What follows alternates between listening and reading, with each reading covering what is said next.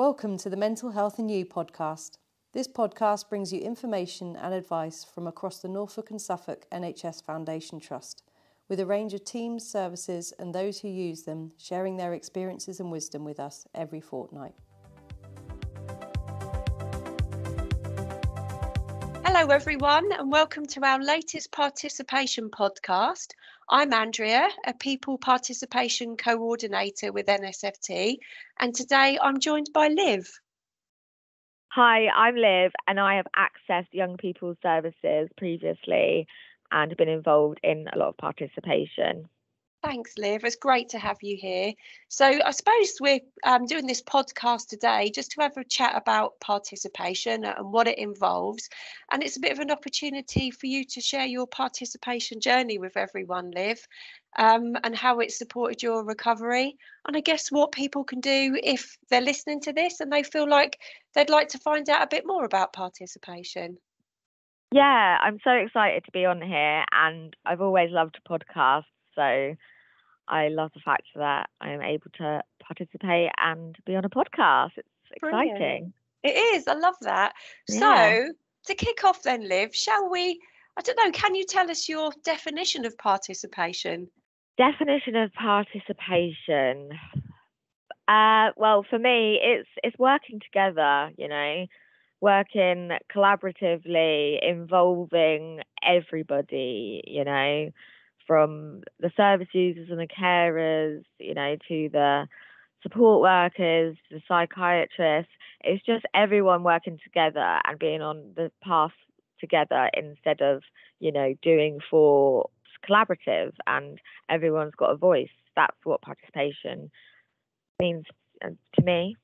Yeah, and you are absolutely spot on. I don't think I could have said it better, really. Yeah, so it's involving everyone to make services better for everyone, really, isn't it? Because we recognise that people who use our services and the people that support them, like they've got unique experiences, that have played a part in their recovery, and that can help to improve our services.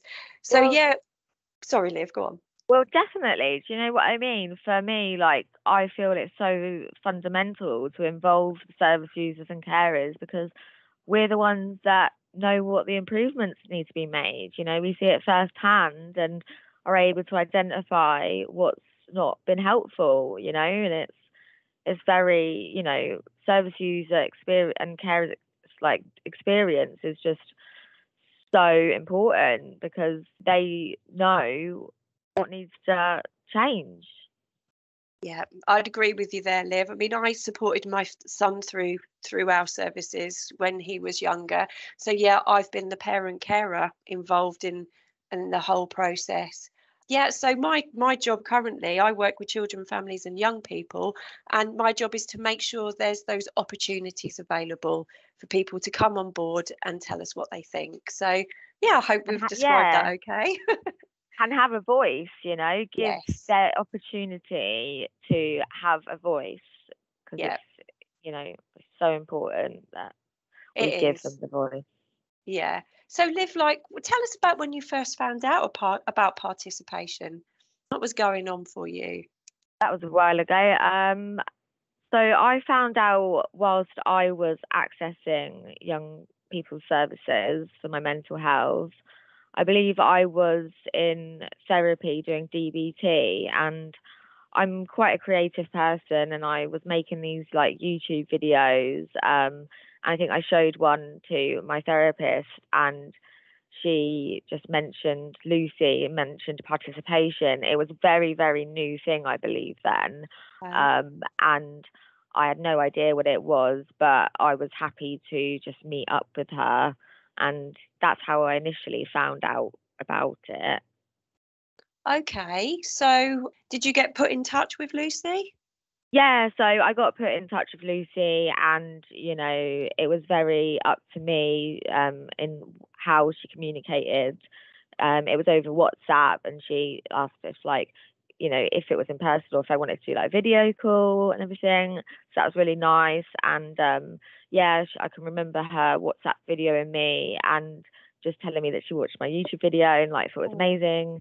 And if I wanted to get involved in any creative stuff in like for the youth team or anything. And then kind of from there was I think monthly meetings or every few weeks of a little participation group online, and that's how it began. And I'm not going to lie, I didn't like the idea of going on to the Zoom calls and stuff, but once I did get over the anxiety, like Lucy helped me build it up to that, and yeah, once I was on it was amazing.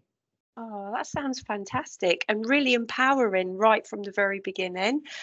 So I think I should just say that Lucy was the people participation lead that was working with children, families and young people services at the time. Yeah. So after you had that initial chat with Lucy, what happened after that?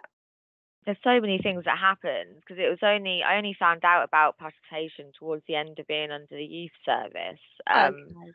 And so I can remember doing so much, to be honest, in a whole year of still being under youth service, because then I had to transition to adults. But I think one of the first things I remember being involved in very quickly into participation was giving a talk on my experience of services in front of a massive meeting of professionals. And that was absolutely scary, going from only 3 people on a Teams call to 40, talking in front of 40 people on a Zoom call was just crazy. And then from there, so many opportunities that I had that I can't even count them all. I did values training, and I did can't even count them all. There's just so many amazing opportunities that I did, and I think that it just really gave me faith back in the service again, because I personally had quite a negative experience, and I think it just gave me a voice again. That's so good to hear. So talking in front of lots of people, like you said, is quite scary. How did you and Lucy prepare for that? Because I imagine it's something that you sat and talked about and worked on until you felt confident enough. Yeah, I mean, I still don't know how I do it these days, Andrea, to be honest. It's one of those things that I think Lucy believes, Lucy believed in me, and it built my confidence. I think, just being involved in all of the projects and my voice mattering, and my opinion wanted in, all these things, just kind of gave me the confidence in itself, if that makes sense. Yeah. I just asking because when I work with young people, we start off really slowly and we take it in small steps. So we meet, and then what we do afterwards is we put a little plan in place. Then we'll meet again, and we'll take the next step so they're confident enough to actually attend things.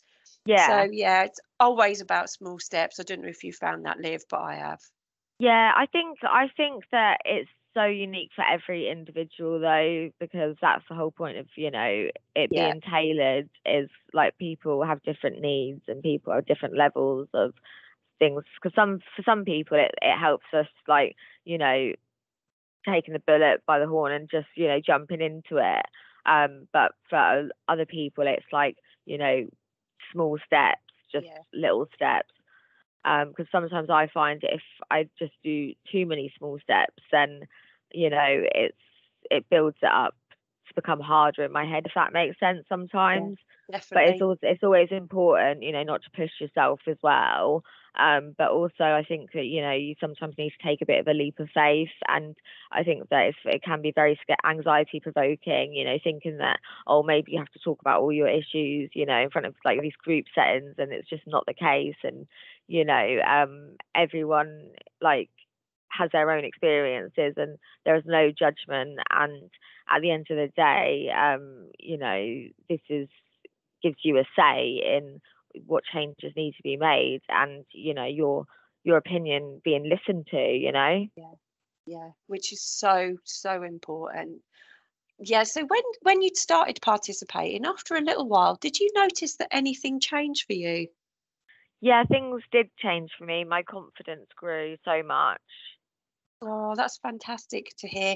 I know that other participants have said things like they feel like they're giving something back and they meet like-minded people, so they don't feel quite so alone in their journey. You know, they feel a part of something. And like you've said, their confidence starts to raise, they start to believe in themselves a bit more.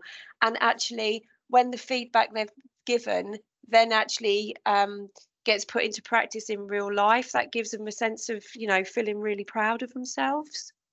Can you Yeah, relate to 100. that? Yeah, 100%. You know, I feel that like by improving and making changes, like will help, you know, the care in the future for other people not go through things that I had to, you know, which is like why I do my job now and the work that I do. You know, it's being able to share my experiences and for it to benefit other people, you know. Yeah, and I really wish there was an opportunity to do that when I was the parent carer using services. I had so much I wanted to say, but you know, too scared to say anything, and nobody actually, you know, asked me. So, you know, I'm Yeah. so pleased that people can now. Really, definitely.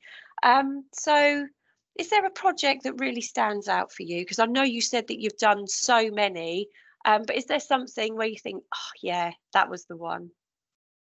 Probably the communications training video where there's a few service users of us like got filmed and it was all professional and it was like walking down the street to get shots of us you know, and it was, yeah, that was an incredible opportunity, like with proper cameras and like you just Wow. felt like you're in a film or something. That was pretty incredible to be a part of that and for it to like be showed to staff to train them. You know, this is coming from us using the service to actually train the staff, which, you know, in itself feels like really validating.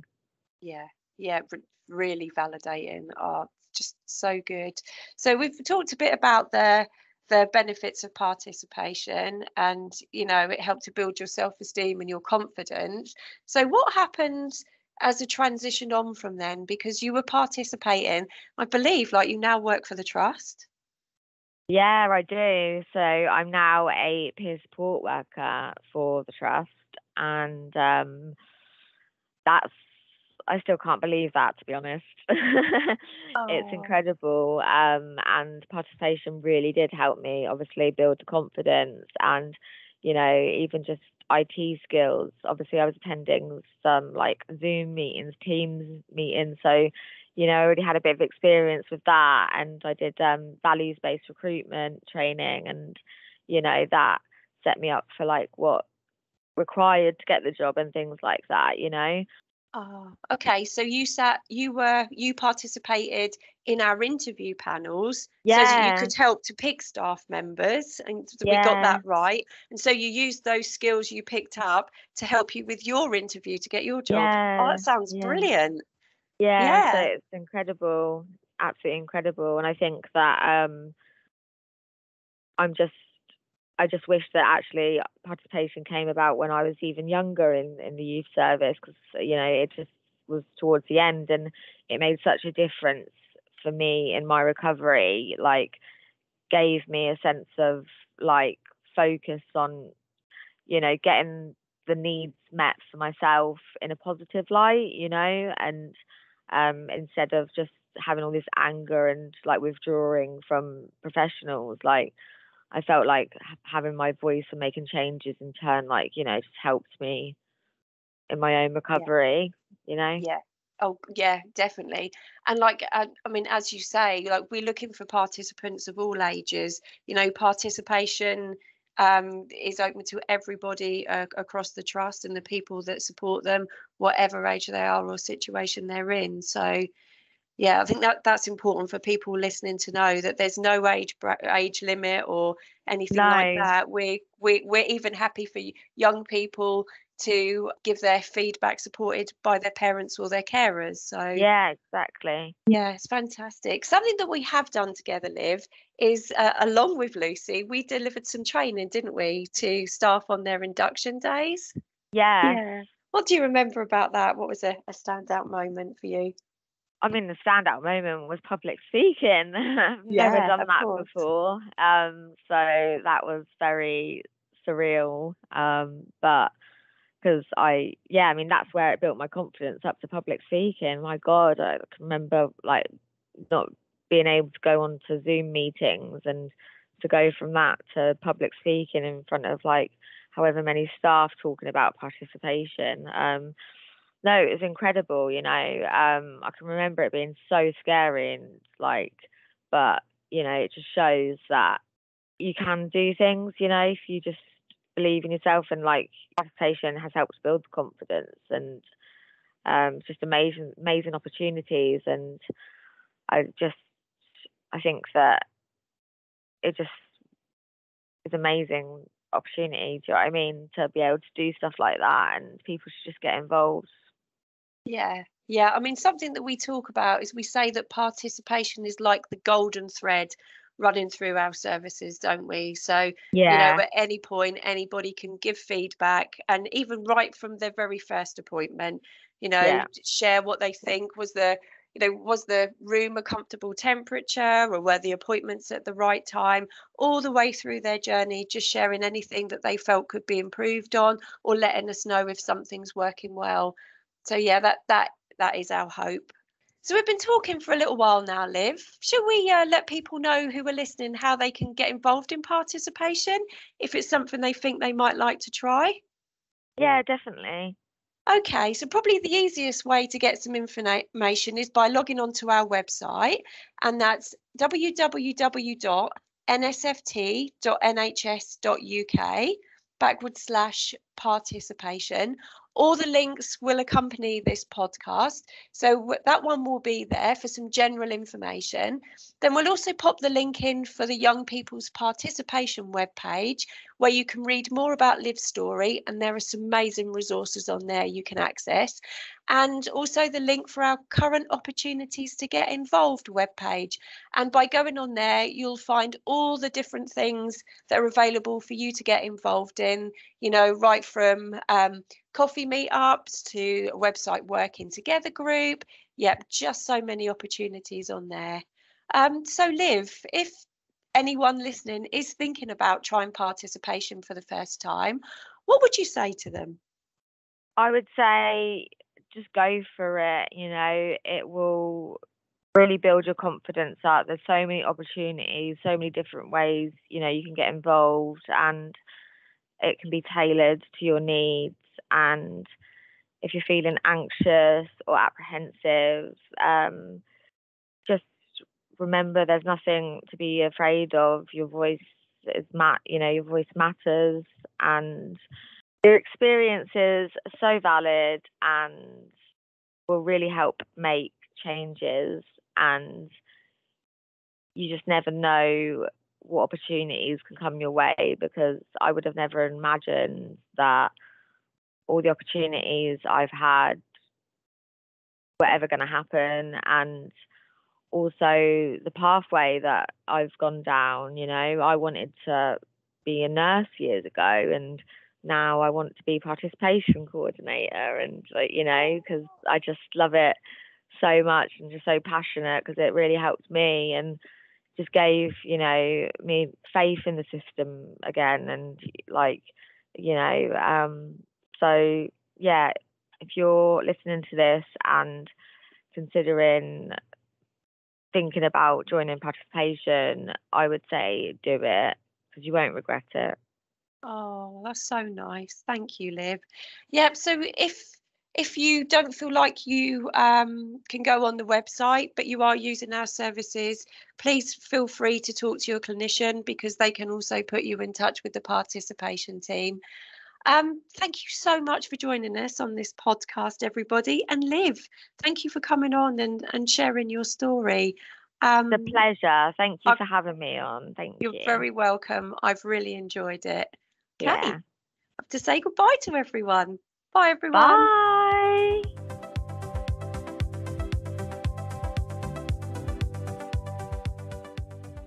Thanks for listening. Please subscribe to make sure you don't miss a future episode. Let us know what you thought of this episode by reaching out on social media.